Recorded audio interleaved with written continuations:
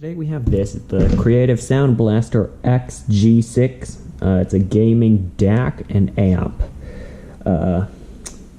Headphone amp. There's also an audio out, I believe. So, yep, Creative Sound Blaster. There's the side of it.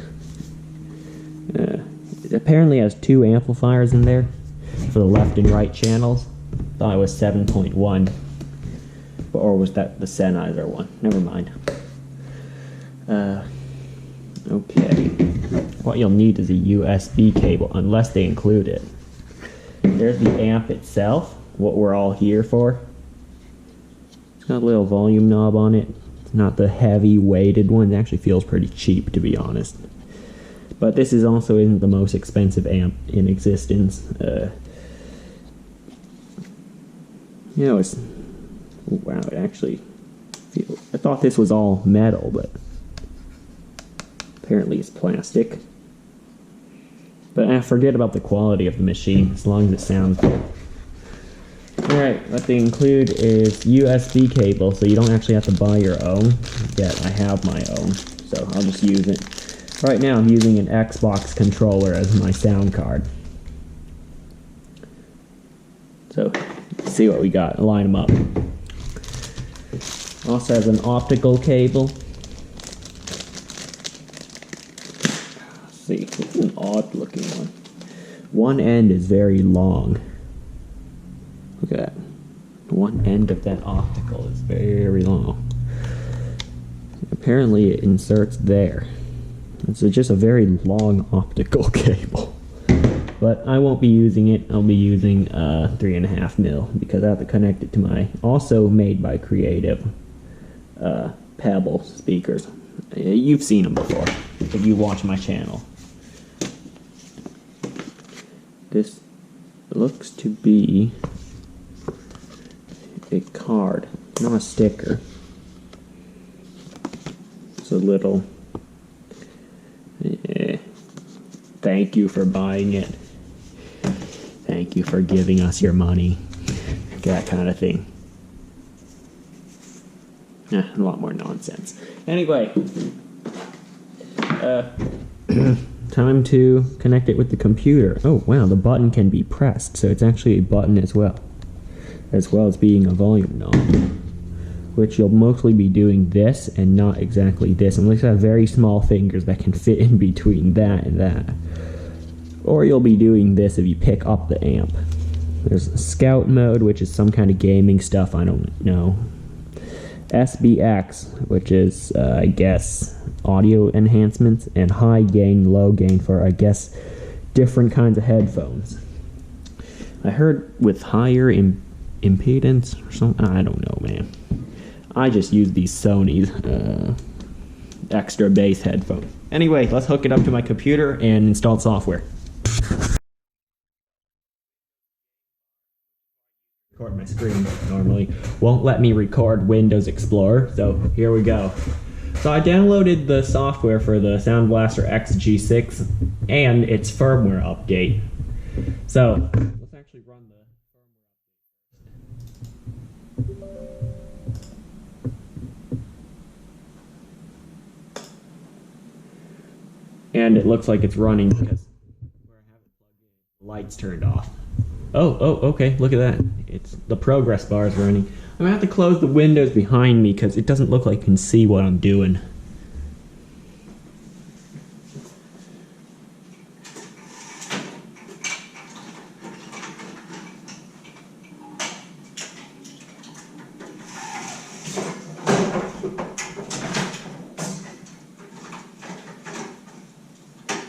Okay, does that look any better? Maybe. Alright, upgrade successful, so the firmware has been updated. Very cool. Now we need to install the software that we use to customize it. To customize the sound, because it sounds relatively flat right now. I listened to a few songs.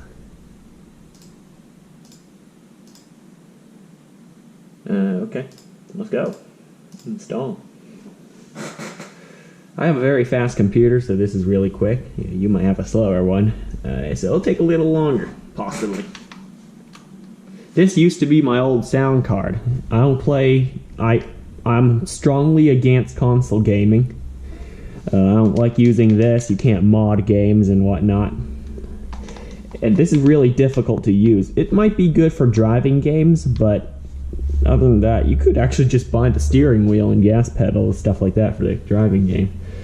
But yeah, while it's installing, I'd like to talk about this. And yeah, I just don't. And when you're aiming, especially in a game, well, in a game, I don't know why I said that. It's hard to adjust aim with this. With a mouse, it's much better.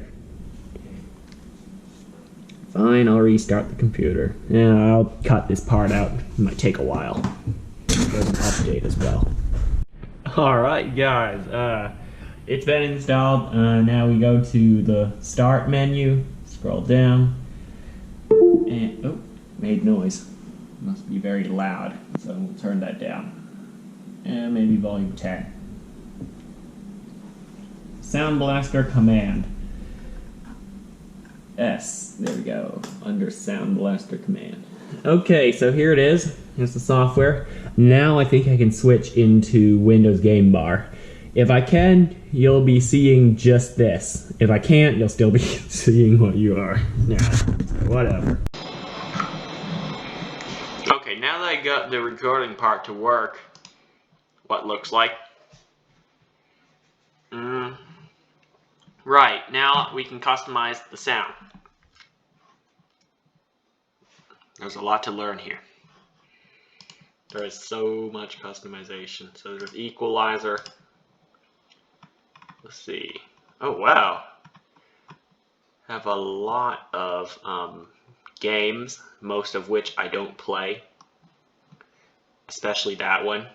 I do play the mobile Call of Duty ones, but unfortunately I can't afford the desktop ones. They all cost money. Anyway, what music do I listen to the most?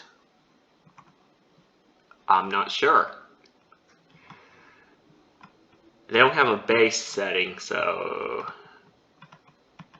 yeah, I'm not sure. Let's just put it here for now. Oh wait, hang on. Bass. No, that's too much. Maybe put it halfway.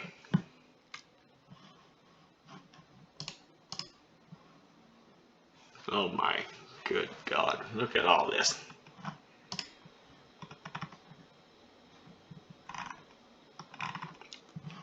Alright, audio quality, mix, I guess.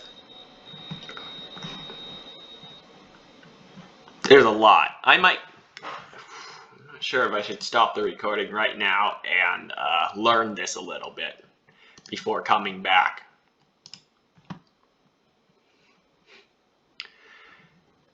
Yeah, maybe I should.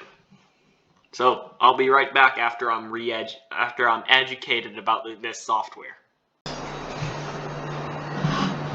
Alright, so I learned some more about this. Pull the mic closer in case you can't hear me. Right, so the SBX profile, a lot of the profiles that have been created by Creative initially cannot. There are some settings that can't be customized, so I created a new one and just set everything to 100. Now I'm going to expand this menu. Hope you can see it, but it explains the difference, not difference, but what each setting can do. Surround, crystallizer, bass, smart volume, and dialogue plus. Hope you can see this in the recording. Okay, so that's kind of self-explanatory. Well, it makes it sound better. So just pause the video here if you want to read this, I guess, if it even showed. All right, but yeah, equalizer. You can change each frequency range, how it sounds. I'm not sure what this is. Amplifier. Different preset profiles, you can customize them and stuff. Here, right, playback. This is an interesting one. You can customize how it sounds, or at least what kind of output you want. If I switch to speakers, you can customize here. There are 3 settings: stereo, virtual 5.1 surround, and virtual 7.1 surround. I chose 7.1 surround. I guess the most channels is better. Speaker type, desktop. I have Creative Pebble V2s. Those are desktop speakers. Not sure what this one does. Oh, applying settings to line out. Hang on.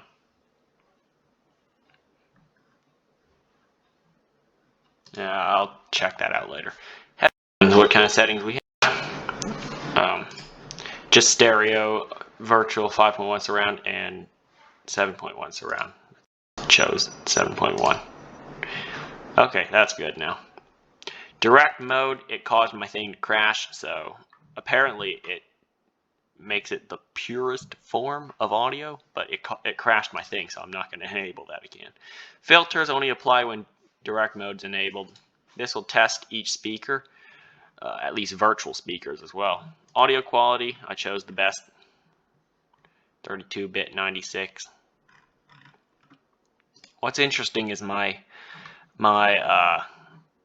the Realtek audio, which is built into my computer, could do 24-bit 192, but this can do 32-bit, but only 96 kilohertz. Is that enough? I think so.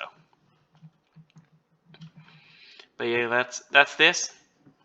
That's it. Scout mode, not sure really what it does. It's for gaming stuff. Decoder, I don't know why it's always selecting normal, but I selected full because why would I want half? I really don't know what this does. Play Dolby Digital Media, so it's a specific type of audio. Mixer, I turned off all the microphones and stuff because I already have my Blue Yeti mic. But there's also a recording tab. This thing has a voice changer as well, so you can change how your voice sounds with different pitch and stuff like that. You want a really deep voice or a really high pitched voice, that's your choice.